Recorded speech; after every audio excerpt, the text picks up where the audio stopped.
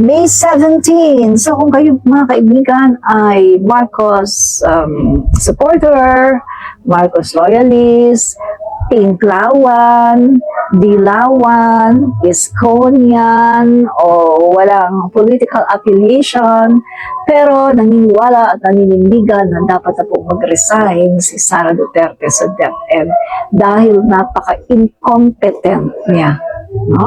So kung kayo po ay naniniwala doon, mga kaibigan, well, guys, sama po kayo sa ating rally.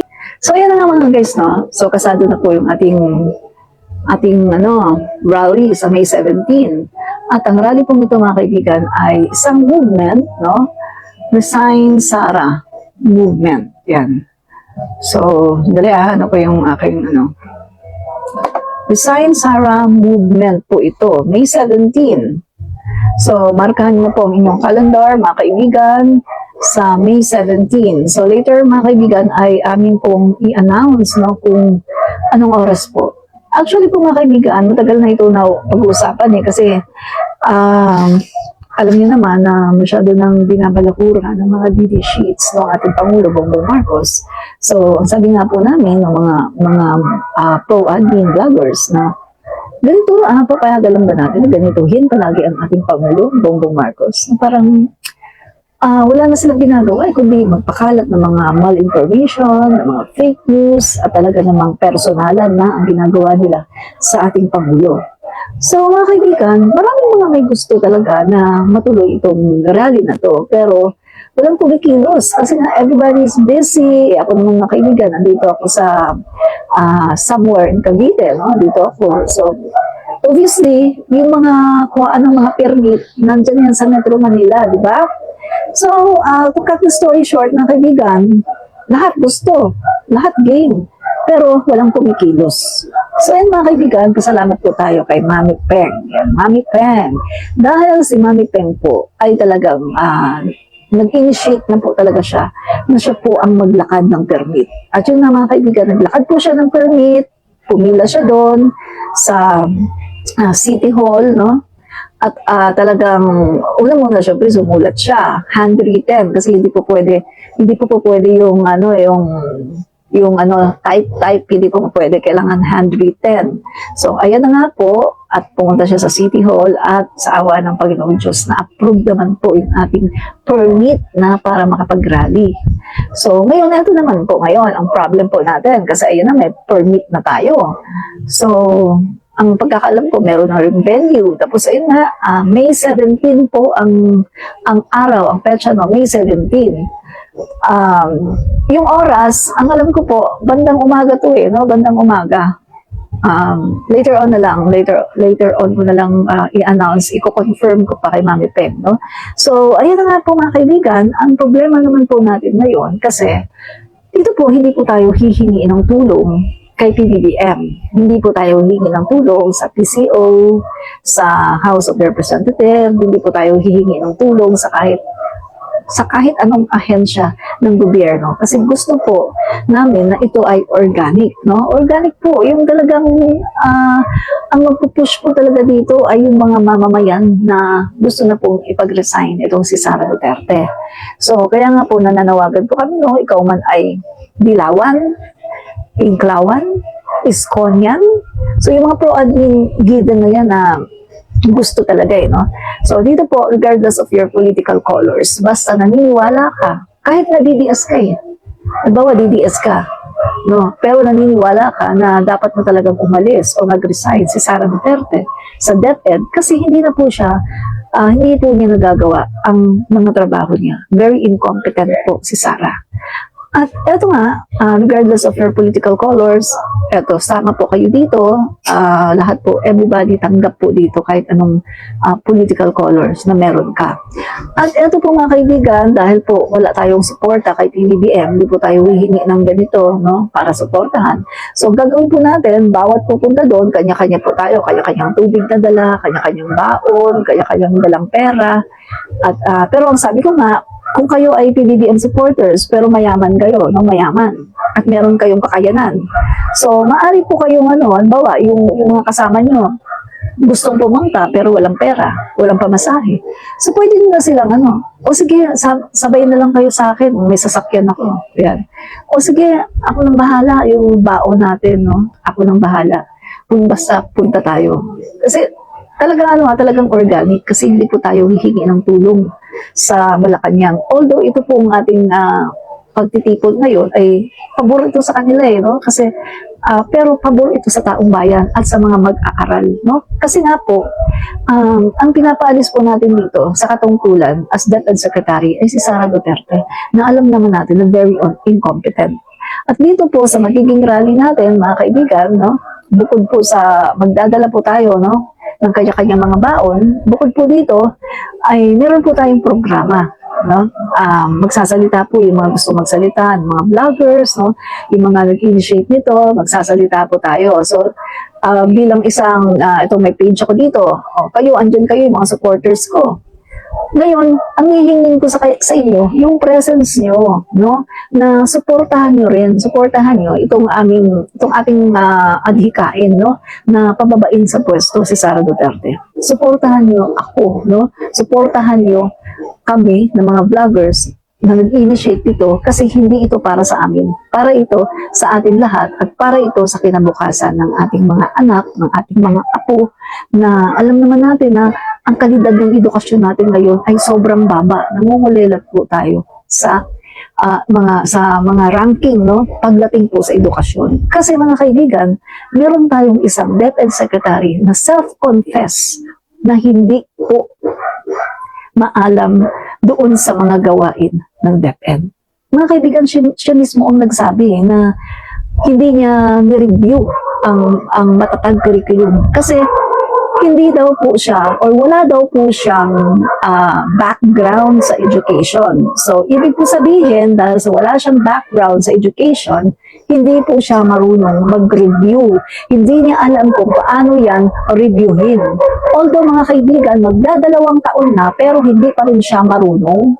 Sabi ko nga hello, parang pwede ka namang mag-aral Pwede mo namang aralin yan Basahin mo, reviewin mo, aralin mo. Madali lang naman yan. Pero bakit hindi niya kayang gawin? Ano yun? Tamad? Tamad mag-stretch ng utak? Tamad mag-stretch ng kanyang mga kaalaman? Ayaw niyang magbasa-basa? Ayaw niyang matuto? Kinuha niya yung hamon ng pagiging DepEd Secretary pagkatapos ayaw niyang magbasa-basa, ayaw niyang matuto. Hindi niya ni-review ang matatag curriculum. Ngayon ka lang makakakita ng DepEd Secretary na hindi hands-on sa ating curriculum. So doon pa lang mga guys, doon pa lang ay questionable na. Kaya nga ang sinasabi namin dito, pinklawan ka man, dilawan ka man, iskonyan ka man, kahit sino ka. Basta naniniwala ka na ang ating DepEd Secretary ay dapat nang umalis sa kanyang katungkulan dahil incompetent siya at hindi niya kayang gawin ang mga trabaho ng isang DepEd Secretary. Yun na lang po yun, no? Yun. So, pangalawa mga guys, no?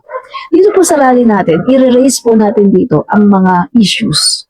Ito, mga issue po ito talaga ng DepEd na hindi po nasolusyonan ni Sara Duterte, no?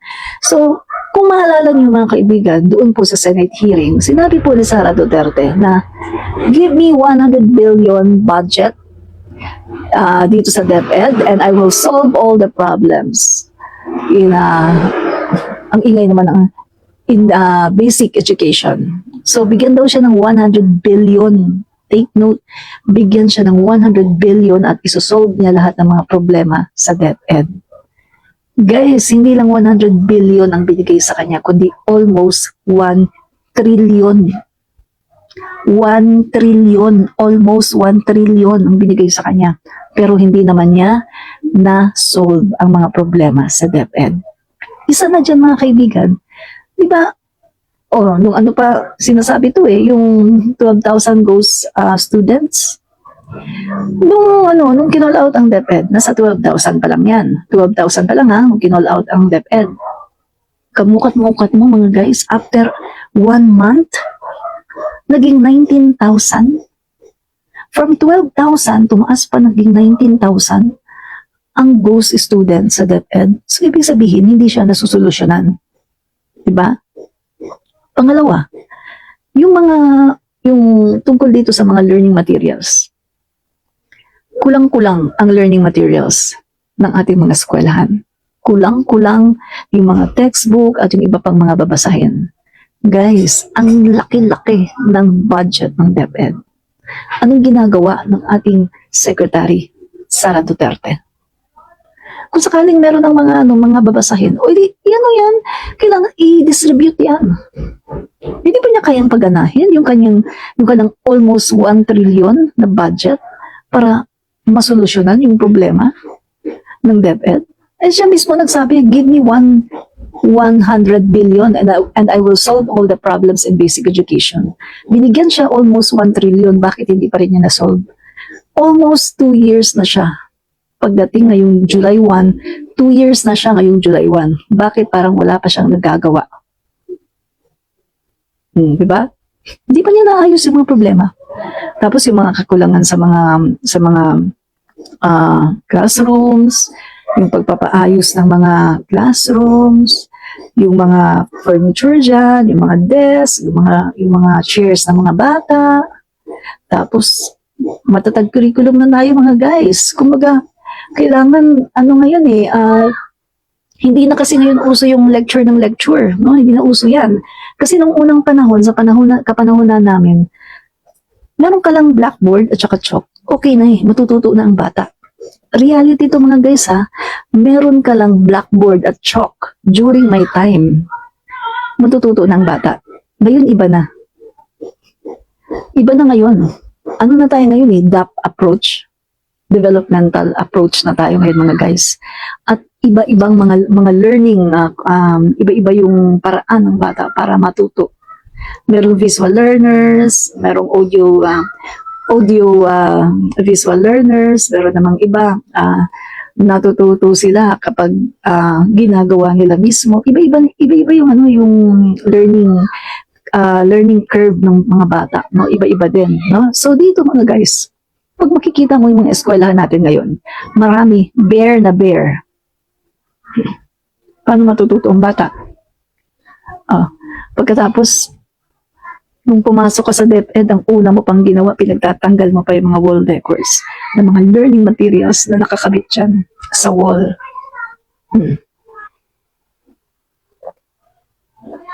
So, paano matututo ang mga bata? Diba? Ano pa? Ano pa yung mga problema sa DepEd? Guys, yung mga teachers, hanggang ngayon, nagre-reklamo sila. Hindi inaayos yung kanilang mga guys, yung kanilang mga credit, yung mga loans nila. Tapos, yung mga, di ba, yung may nabalita pa na hindi na i-remit ng DepEd, yung mga binayad ng mga teachers. Tapos, yung kanilang sweldo. Ang daming problem sa DepEd na hindi niya sinusolusyonan. Kasi mas inuuna pa niya yung ibang issue. Diba, naalala niyo nung nagbigay siya ng statement tungkol doon sa sagot niya sa sinabi ni F. Elisa Marcos, mga guys. Ano yung sagot ni VP Sara Duterte? Imbis na i-address niya yung problema ng kanyang ahensya, ang ginawa niya, yung mga pinagbababanggit niya doon, tulad ng war on drugs, tulad ng mga krimen daw, yung mga krimen daw na dumami daw yung krimen, na dumami daw yung droga. Sa kanya ba yun? DepEd Secretary ba yun? Hindi, di ba? So si Sara, busy po siya sa pakikialam sa iba-ibang mga ahensya ng gobyerno. Nasunog siya dun. Sunog siya dun mga guys. Kasi sinabi niya na lumaganap ang krimen, lumaganap daw ang droga, madami na naman daw. Sunog siya dun. Kasi ayon mismo sa data ng PNP, bumaba po ang kriminalidad at bumaba po yung mga insidente ng ng droga. Pero lumaki ang mga drug hole. Mas dumami ang mga nahuli. Tapos walang patay. Diba? Yan ang successful na drug war. Marami kang nahuhuli, pero walang patay. Unlike sa panahon ni Duterte, 2 kilong shabu, 5 ang patay. 1 kilong marijuana, 2 patay. may nahuling 3 kilong cocaine, 7 ang patay. Yung mga ganyan. Kay PBBM, tonelada po ng shabu ang nahuli, pero walang patay. Tonelada. Pag Duterte, 2 kilong shabu, may patay. 1 kilong shabu, 5 agad patay. So parang ang aim lang nila, sa panahon nila, tumigok ng tao. Tigukin ang mga Pilipino. Imbes na ang gawin, ulihin, ilagay sa rehab, bigyan ng tsansa.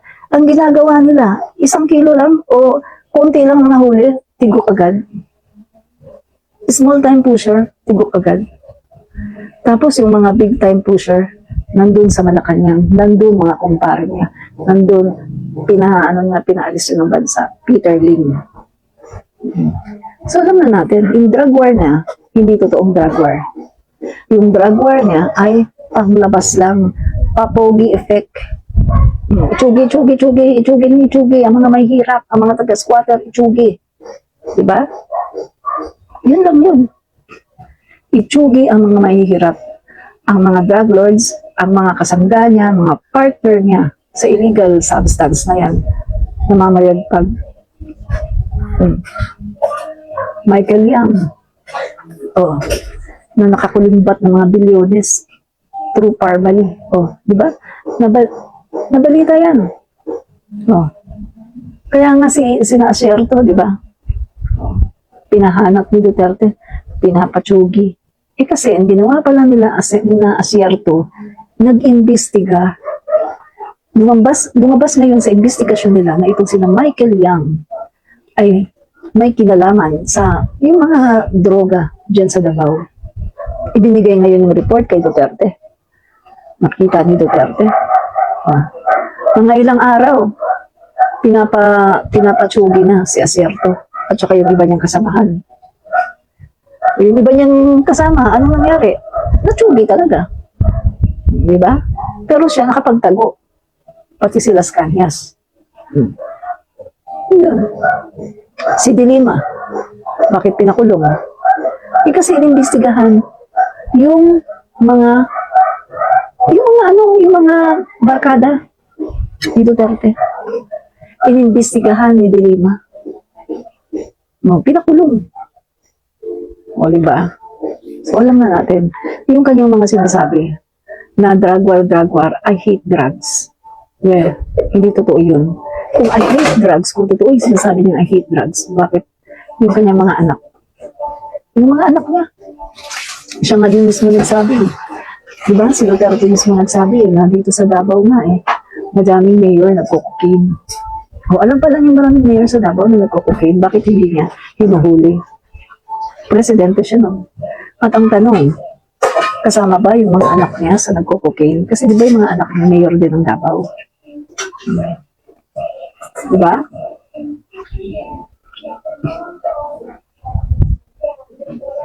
Sabi niya.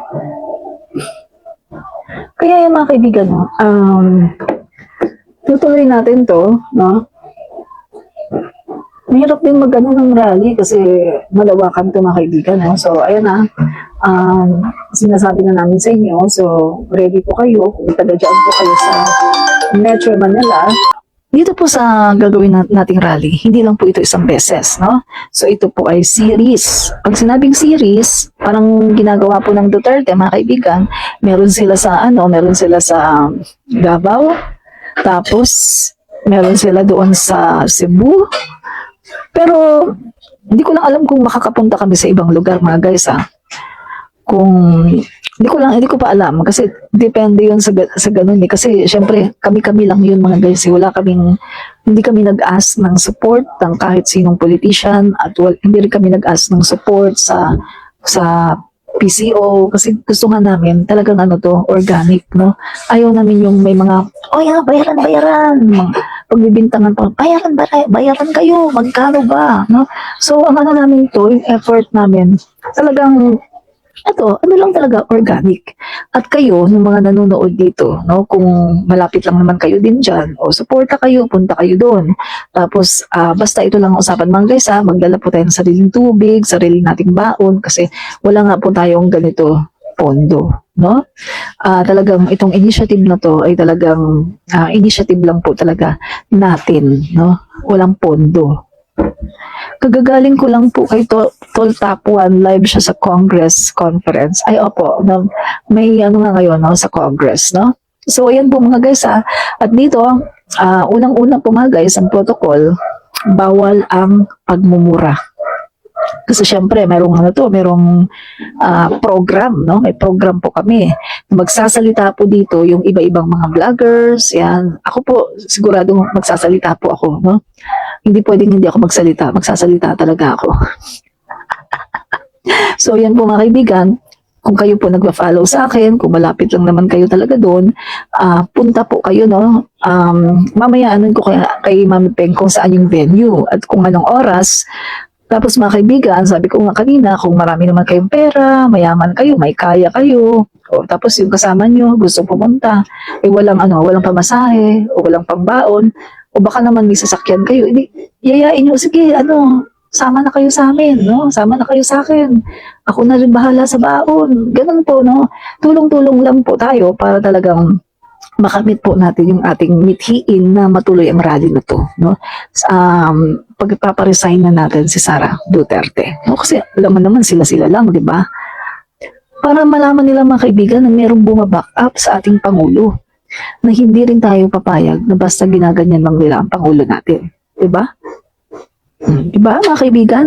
So, kung may kaya kayo, o may mga may kaya dyan, may sasakyan kayo, kung gusto nyong magdala ng maraming mineral water o mga sandwiches, pwede rin kayong magdala. Tapos pagdating doon, pwede rin kayong mamigay doon sa mga tao na pupunta doon. Ganun lang po, no? Ganun po yung ating magiging rally. So, yun nga po ang magiging takbo po ng ating programa. Unang-una, bawal magmumura. Bawal magmura. Bawal yung, ikaw, Duterte, putang ina mo. Bawal po. Bawal po magmura. Unang-una, hindi po tayo gagaya sa kanila na kapag nagrarally, walang ginagawa kundi magmura ng magmura at sirain ng sirain below the belt yung mga kalaban nila, yung mga politician na ayaw nila, no? Yung sa atin po, mag-i-stick po tayo sa issue, no? Mataas po yung level natin. Stick po tayo sa issue. Hindi po tayo sa chismis, hindi po tayo sa personalan, kundi issue, no? So, wala pong mga, utang lang mo, Duterte ka, walang kaya ka, gago ka. Walang mga ganun, mga kaibigan na. So, ang lang po natin, sasabihin po natin ang issue kung bakit nararapat na bumaba si Sara Duterte. Yun po, no? Except na po mamaya gabi po, sige, okay lang po, sige po, marami po salamat. Pwede naman kayo sa replay, no? So, yun po mga kaibigan, no? Tanungin niyo na rin yung inyong mga kasamahan ng mga loyalista, mga Marcos supporters, or mga dilawan, mga pinklawan na gustong maging kabahagi nito itong ating gagawin, no? Na pagkilos na talagang pababain natin ang DepEd Secretary Sara Duterte kasi very incompetent po siya. Magdadalawang taon na mga guys, ano ba ang nagawa niyang maganda sa DepEd? Eh, dito nga lang, dami nagre-reklamo. Ang init-init sa classroom. Pagkatapos electric pan namin, 2 lang. Malaki yung classroom, electric pan nila, 2 lang. Eh, hello, pwede ka namang bumili ng, magkano ang electric pan ngayon? Magkano ang pera ng DepEd? Napakalaki. Almost 1 trillion. Hindi sana bawat row, dito sa side na to, right side, bawat row, merong electric fan, kung ilan yung row dyan, halimbawa, merong 6 na row, dito sa 6 na row na to, may 6 na electric fan. Tapos, doon sa left side, yung 6 na row, may electric fan din. Tapos doon sa likuran, maglagay din ng electric fan na umiikot. At least 2. Tapos sa harapan, at least 2 din. O, isa dito sa right, isa dito sa ano. Ganon. Kaso, yung iba nagreklamo, ang init-init po sa classroom namin. Electric pa namin, 2 lang. Ang laki-laki po ng pera ng DepEd. Sara Duterte, what are you doing? Anong ginagawa mo? Kawawa ang ating mga bata. Wala ka naman talaga ibang pang solusyon? Wala ka bang alam na solusyon para matugunan yung mga problema ng mga bata? Bilhan mo ng maraming electric fan. Ang laki-laki ng budget ng DepEd. Almost 1 trillion. Kayo ang pinakamalaki ang budget. Kasi ayon yan sa konstitusyon natin Ang DepEd, yan talaga ang pinakamalaking budget. So, bilhan nyo ng maraming electric fan. Diba? Kaya yung apo ko may dala siyang neck fan, ice pack, and tubig with ice. Yun po, tama ka dyan, Aderlyn Nana Balam. Marami sa atin mga kabataan, nagdadala ng sariling yung portable electric fan. Yung mga uso ngayon na bibili sa sa mga online shop, mga maliliit na yung mahahanginan lang yung mukha mo, tapos pwede mo siyang itutok sa katawan mo kung gusto mong mahanginan. Ganon yung dinadala ng mga kabataan ngayon. Diba? Samantalang pwede namang damihan ng electric fan natin para yung mga bata hindi naiinitan ng grabe. Diba? Pagkatapos kamukat-mukat mo yung mga opisina ng DepEd, fully air-conditioned. Sobrang lamig. Pagkatapos yung mga bata, hirap na hirap, init na init. Sara Duterte, ano ginagawa mo? O isa yan sa issue mga guys, isa yan sa issue na i-raise namin. Maraming issue. At kayo dito na nanonood sa akin, pwede kayong mag-raise din ng issue na gusto nyong talakayin, na gusto nyong i-raise natin doon sa rally. So tuloy na po yan, May 17 po. So magkita-kita po tayo doon. So mga followers ng page na to, mga followers ng Admin Reach, kita-kita po tayo doon, magpa-picture na rin tayo, di ba? Tapos andun din po, alam ko naman po yung mga marami akong followers dito, followers ni Tol Top 1. Yung iba, followers ni Mami Peng. Yung iba, followers ni Takero. Yung iba, followers ni... Ganun-ganun lang kasi mga tayo mga kumbaga pro-admin, no? Kaya yung mga followers, nag-ano lang sila. Kaya minsan kapag nagla-live si Tol Top 1, tapos minsan parang, ay, nagla-live siya, hindi muna ako magla-live kasi yung mga followers ko din, parang mga ganon. Minsan naman magla-live si Mami Peng. Ay, magla-live siya. Ay, mamaya na nga ako mag-live. Diba? Ganun po. Kasi yung nag-overlap lang kumbaga.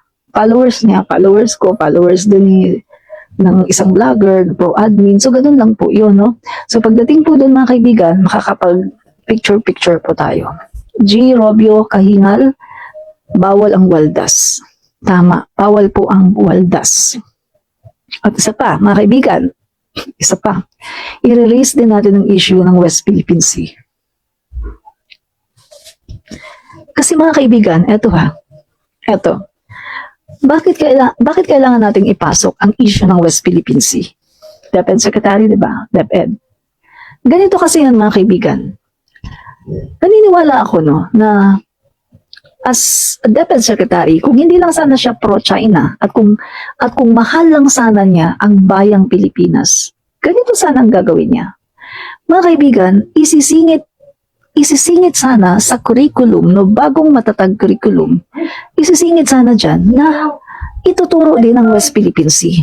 Ang West Philippine Sea ay parte ng Pilipinas. Bakit? Although dagat yan, walang walang land, no, walang land formation, dagat yan, pero parte po yan ng ating tinatawag na exclusive economic zone. Andyan po yan from our baseline. So para po sa akin, ganito dapat ang gawin natin. Mula sa pinaka-foundation, preschool, ituro na yan sa paraan na maiintindihan ng preschool. Ng West Philippine Sea, ayan, ito yung West Philippine Sea. Alam nyo, meron tayo dito, guguhit ka na yan, guhit na yan, 200 nautical miles. Ayan, pag nakita nyo yan from our baseline, ayan yung tinatawag na EEZ, Exclusive Economic Zone. Tayo dyan ang may karapatan na mag-explore, no? Kasi according to the UNCLOS, United Nations Convention on the Law of the Sea, yan ay sa atin. Na-award na yan sa atin noong 2016. No? So, sana ipasok yan sa ating curriculum from kindergarten. Bakit? Kasi mga kaibigan, naniniwala ako na kung sa murang edad ng bata, in-inject mo na yan sa isipan nila at alam na nila na sa atin yan, parte yan ng Pilipinas. Mga kababayan, walang Pilipino ngayon na magiging makapili. Walang Pilipino ngayon na magsaside sa DD sheet at sasabihin na ang West Philippine Sea ay sa mga China, ay sa Chino. At tayo ay nangaagaw. Walang ganun. Kung nakakapanood kayo ng mga documentary, mga kaibigan, kung nakakapanood kayo ng mga documentary, no? Documentary sa China, sa North Korea, as early as kindergarten, mga kaibigan, ini-inject na sa isip ng mga bata na ganito yan. Pinapanood sila, mga kaibigan, at kindergarten pinapanood sila, tinuturuan sila, mga kaibigan. Nung yung mga lesson nila, yung pinapanood sa kanila yung tungkol kay kina Mao Zedong, or sa Korea naman, yung kanilang supreme ruler, pinapanood ng ganon, kindergarten. At tinuturuan sila ng mga basic, mga kaibigan, mga basic na dapat nilang dapat nilang matutunan, no, as a patriotic citizen of their country. As early as kindergarten. Kaya mga kaibigan, ang mga nag-aaral doon sa China, bata pa lang sila, sobrang patriotic na, pati sa North Korea, sobrang patriotic na sila, na kahit alam nila na dictator, no? Hindi na nga nila yata alam, mga kaibigan, hindi nila parang, dahil sa sobrang brainwash, indebted na sa kanilang mind, parang hindi na nila ma-distinguish kung ano yung dictator at ano yung democracy. Ganon, mga kaibigan, ganon sila kalalim, ka-indebted pagdating doon sa kanilang pagiging patriotic. Kung napapanood nyo, lalo na yung sa North Korea, di ba? Nagsasalita si Kim Jong-un, yung mga tao, tumutulo yung luha. Parang sinasamba na nila. Di ba? Kasi, as early as their early years, kindergarten, tinuturo na sa kanila. So sana ganun, as DepEd Secretary, kung may pagmamahal siya sa bayan, dapat ganun yung ginawa niya, na ituro sa ating mga kabataan sa kindergarten, no, na ang West Philippine Sea ay parte yan ng Pilipinas. Meron tayo diyang tinatawag na sovereign rights. At siya ang ating mini-maintain, na sinasabi ng ating Pangulo, that even a square inch of our territory ang kanyang i-give up. Diba? So pagdating dyan, i-brought up natin yan, mga kaibigan, kasi alam naman natin, di ba, si Sara Duterte, tanggalin na natin yung pagiging DepEd Secretary niya, yung pagiging Vice President niya. Pero Pilipino siya eh. Kapag Pilipino ka, mga guys, concern ka dapat sa West Philippine Sea. Kapag Pilipino ka, dapat ipagtatanggol mo ang West Philippine Sea. Kasi Pilipino ka eh. Hindi ka naman China eh. Hindi ka naman Chinese, di ba? Pilipino ka, pero hindi niya ginagawa. Dali. Tagal ko na kasing guys eh. Nagsasalita ako mula kanina sa Twitter, no? Sa Twitter tuloy, sa TikTok. Naka-live ako sa TikTok ng 2 hours and 20 minutes. Kaya parang sakit yung lalamunan ko, no? So, ayan yung mga guys, no? Isa yan sa ating iba-brought up. Yung, mag-isip na kayo, mga guys. Mag-isip na kayo ng lahat na i-raise natin na issue sa DepEd. At yan, kasama din yung tungkol sa West Philippine Sea. So, hindi po tayo maninira ng tao sa ating rally, hindi po tayo maninira ng tao, hindi po tayo aatake below the belt, hindi po tayo magmumura. Ibahin po natin kasi bagong Pilipinas, no? Bagong Pilipinas. At ang Pangulo po natin ay hindi po nagmumura. Diba? So, ganun po natin, ang approach natin sa ating rally. Pero tuloy na po yun, May 17, no? Later on, Tatanong ko kay Mami Peng kung saan, no? Saan ang venue at ano po ang oras. No. So, mga kaibigan, suportahan po ninyo ang ating rally kasi ito po ay para sa kinabukasan ng ating mga kabataan at sa kinabukasan ng ating mga apo. No, mga kaibigan, no? At saka isa pa, mga kaibigan, sa totoo lang, hindi naman maganda na patuloy siyang sumasama sa mga rally na wala man lang siyang comment tungkol doon sa ginagawa ng kanyang mga pamilya na inaatake yung ating Pangulo pagkatapos nandito pa rin siya sa kabinete ni Pangulong Marcos. Ano yun? Diba? So, yun po mga kaibigan ang ating i-raise na issue. No? Yan. Magdala ka ng yogurt para di matuyo lalamunan po. Baka maano ka agad yun eh. So, ano na lang, candy. Candy na lang siguro, no? Yan. Ano ho ba ang sakop ng budget ng DepEd? So, ang alam ko po, ang sakop ng budget ng DepEd, lahat po ng may kinalaman sa basic education, no? Lahat ng may kinalaman sa basic education. At sa tingin ko, kasama na rin dyan yung mga pangangailangan, no, sa loob ng classroom.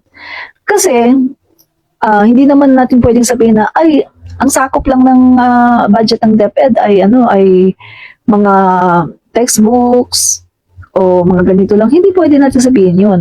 Sakop na rin dyan yung mga electric fan. Kasi pangangailangan 'yun. Paano ba mag-aaral ang mga bata kung mainit? Make sense? So, sakop na po yan. Basta lahat po ng may kinalaman sa about basic education, no? may kinalaman dyan sa DepEd, yan po dapat kanilang budgetan. No? Ang alam ko po, kasama yan yung mga electric fan na yan. Kasi hindi naman natin pwedeng kumbaga hindi po natin pwedeng iasa yan sa mga magulang o sa mga bata. Diba?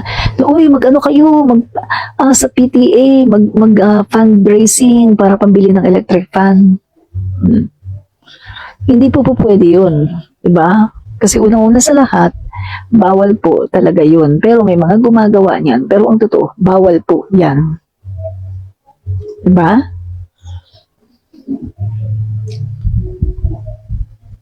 Tsaka, isa pa tanungin ko lang kayo. Bakit walang electric fan yung mga bata? Bakit kulang-kulang? Guys, di ba nakagastos ang DepEd ng 125 million in 11 days? Di ba? 100 million in 11 days.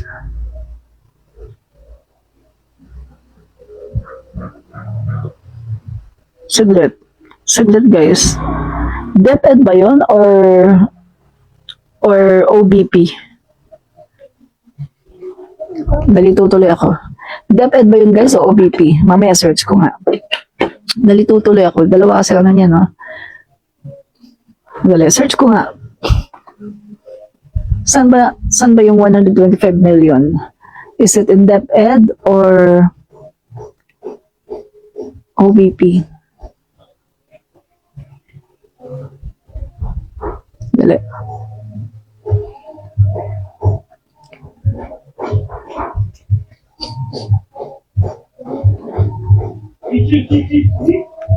Ederlyn na nabalam. Shoulder din ng parents ang electric fans.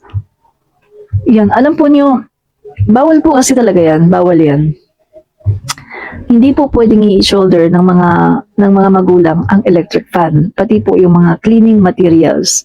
Hindi po talaga yan pwedeng ipa-shoulder sa mga bata o sa mga parents, no? Yan po talaga ay dapat na binabudgetan ng DepEd. Pati yung mga chalk, pati yung mga kagamitan diyan. Diba? Hindi po yan pinapasagot sa mga bata. Mga guys, OBP. OBP spent 125 million confidential funds in 11 days only. So, hindi po pala DepEd yung nag-spend, no, kundi yung Office of the Vice President. Yan. O, kita nyo ha. Ano pa man, pwede rin natin itong magamit, no, as kumbaga bilang argumento. Kung yung Office of the Vice President na pinamumunuan niya, nakukuha ngang mag-spend ng 125 million in 11 days only, na kung titingnan natin, no, nasaan napunta yan? Ano ba yung pinagkagastusan dyan? Ano ba? Nung tinatanong sila, hindi nila masagot ng maayos. At mga kaibigan, yung mga puntos na kanilang nire-raise, hindi po pang confidential funds. Katulad na lang ng tree planting, katulad na lang ng libreng sakay, magnegosyo kaday. Hello! Hindi po yan pang confidential funds. Kasi ang sabi po, malinaw na malinaw, ang confidential funds ay gagamitin mo lang sa mga bagay na may kinalaman sa security. O kung yung DepEd nga nakakagastos ng 125 million in 11 days, bakit kung ang OBP pala, kung ang OBP nga na pinamumunuan niya nakakagastos ng 125 million in 11 days, isa na gawin din niya sa DepEd. Gastusan niya ang mga electric pan. 'Di ba? Gastusan niya. At least, kahit na makagastos siya doon ng 125 million, at least makikita ng tao, ayan o, mga electric fan. O yun yung mga bata, o hindi na sila nainitan kasi yun o, may electric fan. Diba? At least, visible, makikita ng mga bata. Makikita ang sambayan ng Pilipino na andyan talaga may mga electric fan. Hindi naiinitan yung mga bata. Eh ngayon, reklamo. Init-init sa school, electric fan namin dadalawa. Isa dito sa right, isa dito sa left. Tapos yung teacher, meron doong isa sa malapit sa kanya. Diyos ko, anong mangyari sa mga bata? Tapos ang laki-laki ng pera ng DepEd. 'Di ba? Kaya nga lahat obligasyon ng students and parents. Bawal po 'yun. Kung irereklamo 'yan, may talaga kasi bawal po talaga 'yan sa batas. Alam niyo po na ko na 'yan eh. Meron akong vlog niyan eh, mga kaibigan. May presidential decree yan eh. Kay President Marcos pa po, na bawal po yan. Usually po, di ba, ginagawa nila yan sa mga PTA, mga Parent Teachers Association. Doon po yan sila nagre-raise na, ito kailangan tayong fundraising, pabili natin ng electric fan. Pero alam niyo po ba, ang totoo po na PTA na pinatupad po ni President Marcos, no? Ayon po doon sa totoo talagang PTA, Parent Teacher Association, hindi po ganyan eh. Ang role po ng mga parents sa PTA ay tulungan ang teacher.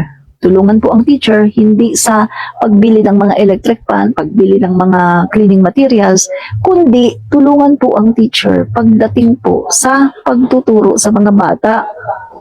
Ibig po sabihin, merong mga assignments. May mga assignment. So pagdating sa bahay, wala ng teacher. So, ang magulang, kailangan tuturuan niya. Igagabayan niya ang kanyang anak. Kung ang anak niya hindi alam anong gagawin, gagabayan niya yung anak niya. So, ibig po sabihin, yung PTA, binuo po yan, hindi po para mag-fundraising, hindi po para mag-fundraising para may pambili ng Clorox, may pambili ng electric fan, hindi po ganon. Binuo po ang PTA para magkatulungan po ang teacher at ang mga magulang para po sa learning ng mga bata. Magkatulungan. Magbigayan ng mga advices. Magkatulungan po. Tungkol po yan sa pag-aaral ng mga bata, hindi po sa financial. Yan po talaga ang essence kung bakit ginawa ang PTA. Panahon pa po yan ni President Marcos Sr. May presidential decree. Na-vlog ko na po yan, mga kaibigan, no? So, minsan po, i-recall natin yan. Hanapin ko yung vlog ko yan, no? Mga guys. So, yan 125 million in 11 days lang sa OVP. So, siguro, kaya niyang gawin yan sa DepEd. Diba? bumili siya ng maraming electric fan para ang mga bata natin ay hindi mainitan. So isa po yan sa i-raise natin na problema. Kaya kayo mga guys, kung meron pa kayong mga alam na mga issue, mga problem ng DepEd, yun, comment nyo lang yan dyan. No? So siguro gagawa ako ng post dito, no? Mamaya after this, gagawa ako ng post dito na ano ba ang gusto nyong i-raise na problema sa DepEd na hindi pa nasusolusyonan. Yan. Gagawa ko mamaya ng post tapos i-comment nyo lahat doon para pagdating po ng rally ay titingnan po natin yan kung titingnan po natin kung may ganyan talagang issue, no? Or kung pwede ba nating isama sa mga problema ng DepEd na hindi nasusolusyonan, no? So, tuloy na po yan mga kaibigan. Dali.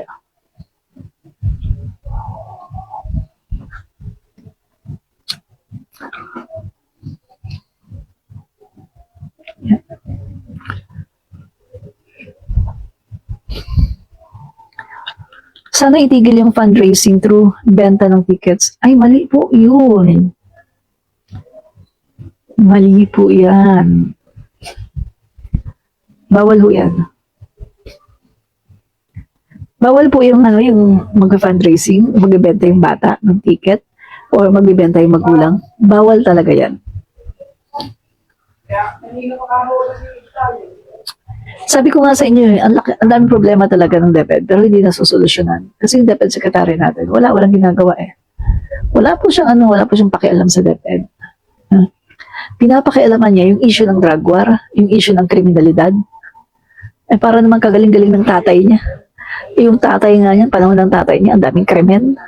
Diba? Kala mo naman ang galing-galing ng tatay niya. Yan. So mga guys, out muna ako kasi parang ang sakit ng lalamunan ko talaga. Mga guys, bago ako mag-out, salamat po kay Aderlyn Nanabalam.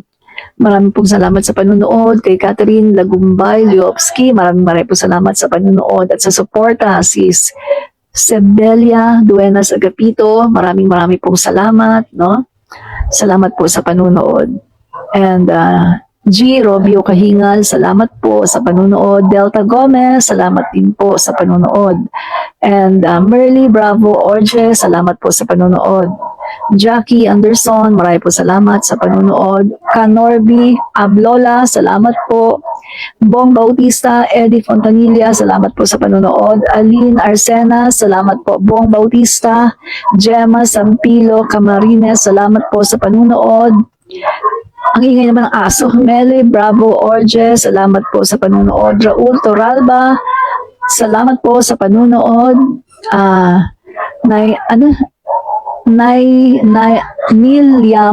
Niliam Pasqua, salamat po sa panunood. Imelda Wamil Tolentino, salamat po sa panunood.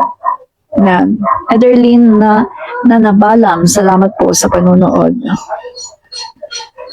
Jomar Fernandez, salamat po sa panonood. No? Rosalinda Ramos, Merly Bravo Orje, salamat po. Delta Gomez, salamat po. Jaime Casco Esteban, salamat po. Kanorby Ablola, salamat po. Mga guys, salamat po sa kanilang nalabunan ko. Maraming po salamat mga guys. At May 7, markahan nyo na po. May 17, no? Markahan na po ang inyong mga kalendaryo. May 17. So, malapit na po yan. Malapit na po. May 1, may ano na ba ngayon? May 2. May 2 na tayo. So, ibig sabihin, malapit na yan mga guys, no? So, inyo pong paglaanan ng panahon, mga guys, no? May 17, ang ating rally. Sara, Resign Movement. At yan po ay series, hindi lang po isang beses. Series of rallies, no? So mga guys, sumuporta po tayo para mapatalsik natin ang ating incompetent DepEd Secretary. Bye! Bye mga guys! Fight fake news, expose the truth. Bye!